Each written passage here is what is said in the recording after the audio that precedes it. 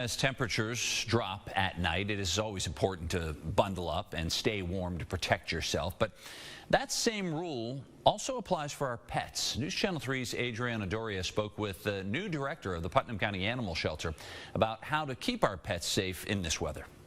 In her second week on the job, Putnam County Animal Shelter's new director, Tiffany DeBoard, says she's excited for the future. I've always had a passion for animals. And as temperatures drop across our region, bundling up looks a little different for our furry friends. With the weather as cold as it is, if you're cold, then your baby's cold. No more than maybe 10 minutes outside because if their little paws start getting matted with ice, and just always double check, make sure there's no salt in their paws, and because it can feel like a little pebble to them. Limiting a pet's exposure to the cold temperatures is something DeBoard says is important for their safety.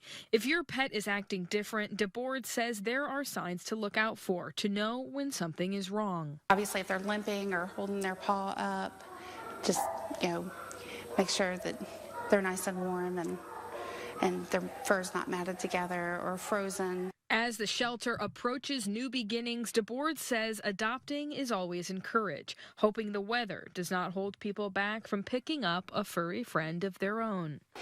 Hinkle's 6 years old. He's good with other dogs. He's good with kids, and he's just a love bug, and he just wants to cuddle on a couch with somebody. Whether it's Hinkle or any other pet, DeBoard says there's no place like home. Keeping them warm as you can, but the best practice is just bring them inside.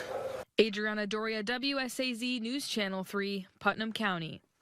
And of course, if you are interested in adopting one of these animals, there will be more information about how to do so on our website.